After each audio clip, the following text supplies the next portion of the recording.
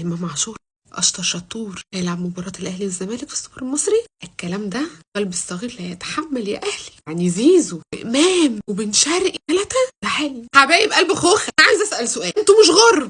هو احنا لحقنا النهارده يبقى السبت وبكره الجمعه، قصدي بكره الحد. هو ايه يا جماعه؟ ادوني فرصه ريح، ادوني فرصه ريح. انا لسه مش عارفه موف اون من ماتش سيراميكا، كنتش قادره، اعصابي تعبان، عاوزه انام براحتي. ضغط ضرب مفيش شتيمه ابدا. طبعا لا ايام متبقيه. لو انتوا بتشوفوا الفيديو ده النهارده اللي هو السبت، المباراه الحد. لو انتوا بتشوفوا الفيديو يوم الحد، فالمباراه النهارده اللي هو الحد. الفيديو ده هقول لكم اخر اخبار النادي الاهلي. هل امام عاشور هيشارك في المباراه بالفعل؟ هقول لكم طاقم التحكيم والمعلقين بصوا كله كوبايه قهوه كوبايه شاي. ركز في الفيديو ده عشان هناخد الخلاصه. الخوخه اللي بتحب عصام صاص لما جاتش عليا يا حبايب قلب خوخ. بكره جايبين في النهائي السوبر عمر كمال محمود الليثي. مش عمر كمال بتاعنا، عمر كمال بتاع انت معلم. هو احنا حنه بكره حد قال لكم حنه النادي الاهلي والزمالك؟ دي مباراه ما عادش اللي جايبه يعني المطربين الشعبيين ناقص يجيبوا بوسي. بعد كده سؤال بس، اصلا جماهير النادي الاهلي وجماهير نادي الزمالك هتبقى على اعصابها. هم هيبقوا قادرين يسمعوا عمر كمال ولا انتوا تشغلوا لهم رب ونقعد نقرا الاذكار عشان ربنا يكرمنا؟ ما اعرفش الصراحه، اختيار غير موفق. نجيبه في افراح في حنه مش في ماتش، حاجه غريبه. طبعا جمهور النادي الاهلي قاعد مش على بعض، عاوز يعرف امام عاشور في القايمه ولا لا. ولكن وفقا لكلام كابتن وليد صلاح الدين ان امام عاشور فنيا هو مش مصاب، هو جاهز وما عندوش اصابه الحمد لله، لكن بيقول لك بدنيا غير جاهز. طبعا زي ما انتم عارفين بسم الله ما شاء الله عليه، امام عاشور عامل فورمه قصر الكباب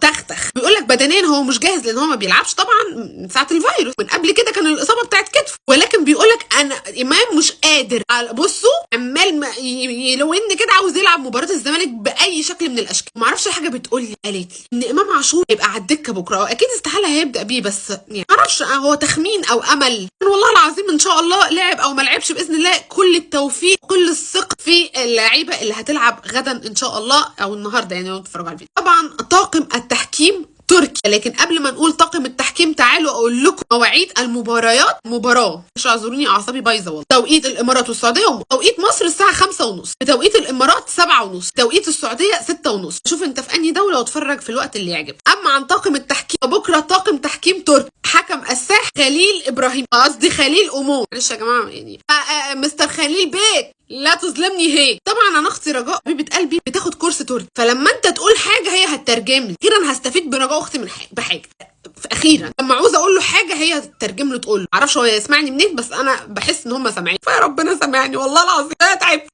بالنسبه بقى المصابين كل من جيتار ومحمد شريف الاثنين جاهزين بنسبه 100%. انكل يستروب لما طلع في المؤتمر الصحي قال لك انا لما خرجت فيجيتار خرجته مش عشان خاطر هو مصاب، هو خاف عليه من الاصابه. بيقول لك انا بدي ثقه لكل اللعيبه. على فكره يستروب عامل حته كده حاسه ان هو بيلعب على النفسيه، وبصراحه يا جماعه انا ما اعرفش ليه حاسه ان المدرب ده كويس، بس نديله فرصه. اللعيبه محتاجه الثقه، صدقوني الثقه دي هتيجي ان شاء الله اكتر واكتر ما ناخد البطوله دي. البطوله دي هتدي اللعيبه ثقه. الماتش اللي فات بتاع سيراميكا بصراحه يعني المباراه دي كانت تحفه. من قبلها والله انا حاسه ان مستر يستروب بيلعب حلو، لكن هو بس يعني محتاجين ثقه نفسيه، نلعب على النفسيه، وده اللي يستروب قاله فعلا بالفعل. يعني لو نفسيتك كويسه انت كده كده هتعمل احسن معاك. طبعا بكره اول مباراه بين النادي الاهلي ونادي الزمالك وزيزو هيلعب. المباراه اللي فاتت زيزو ما لعبش، فدي رساله لجماهير نادي الزمالك. لاش ناخد سيئات عشان خاطر مباراه في الاول وفي الاخر. نشجع فريقك، احنا جمهور الاهلي نشجع فريقنا. عاوزين تبقى مباراه راقيه ومحترمه تليق ما بين النادي الاهلي ونادي الزمالك ونشرف مصر في الامارات. لاش نتفضح على الفضائيات ابوس ايديك. لاش ندي الموضوع حجم اكبر من حاجه. لما نشتم زيزو ونخوض في العرض ونعمل حاجات غير لائقه ده مش هيبين لنا ان احنا زملكاويين بروماك، والعكس صحيح. ما ينفعش جمهور النادي الاهلي يشتم اي حد في جمهور يعني الزمالك، يشتم الزمالك. بلاش يا جماعه بلاش، ده مش هيبين لنا كده برضه ان احنا اهلاويه بروماك، هيبين لهم احنا جمهور قاعدين بناكل في بعض. المباراه راقيه تليق بسمعه مصر بجمهور النادي الاهلي ونادي الزمالك المحترمين.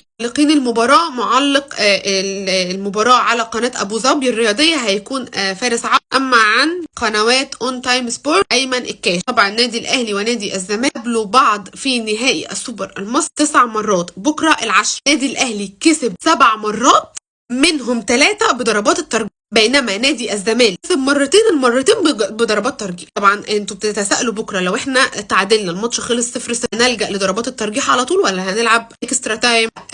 لو يعني 0-0 واحد ايا كان التعادل يعني نلعب اشواط اضافيه. بعد كده نتجه طبعا لو برضو ما حدش جاب هنتجه لضربات اشواط اضافيه الاول. بعد كده ان شاء الله ما توصلش لكده والنادي الاهلي يحسمها على طول. زيزو ركز ركز، تسمعش لحد، تسمعش للجمهور، ركز عرضياتك. والله العظيم انا دول شرقي ان شاء الله تبقى اول بطوله ليك مع النادي الاهلي غدا ان شاء الله. انا واثقه في كل لعيبه النادي الاهلي، والله واثقه فيكم ان شاء الله باذن الله. ثقه ترجع لكم بكره بفوز السوبر المصري المره ال16 في تاريخ النادي الاهلي. عاوزه اقول لكم ان كباتن الفريق محمد الشناوي وتريزيجيه اجتمعوا بالفرقه وقالوا لهم ان هم عاوزين يصالحوا الجمهور، عاوزين يكسبوا البطوله دي، البطوله دي مهمه جدا وده اللي هيصالح الجماهير. كل التوفيق والدعم من اول الجهاز الفني، الاداري، اللاعبين، كل الناس. كانت مباراه النادي الاهلي والزمالك بالنسبه لجماهير الاهلي خلصت بالكامل، مفيش خلاص. الدفاع نادي الزمالك دفاعه اقوى من دفاع النادي الاهلي، انما العكس هجوم النادي الاهلي اقوى من هجوم نادي الزمالك. دفاع عندنا يركز. ياسر ابراهيم رجول، انت اللي مسؤول عن الكوره. ياسين مرع، عاوز اشوف ياسين بتاع اول ماتش. انا قلت لك حاسه انت تبقى محمد عبد المنعم، بص ايدك انا مش ناقص كده خلاص. انا جالي تناحه ومناعه. كوكا في الباك ليفت، فاكر اخوان الفينا لما خدته في جيبك وشربك؟ انا عايزه بكره بص عاوزه حريقه في الملعب، عاوزه تولعوها، عاوزه اشوف جمهور يعني لعيبه النادي الاهلي حماس، ثقه، نار، اشتعال طول حمر بقى يا جماعه. يا رب كل التوفيق للنادي الاهلي، وان شاء الله سوبر ال16 في الجزيره جنب الدوري، وان شاء الله الاميره.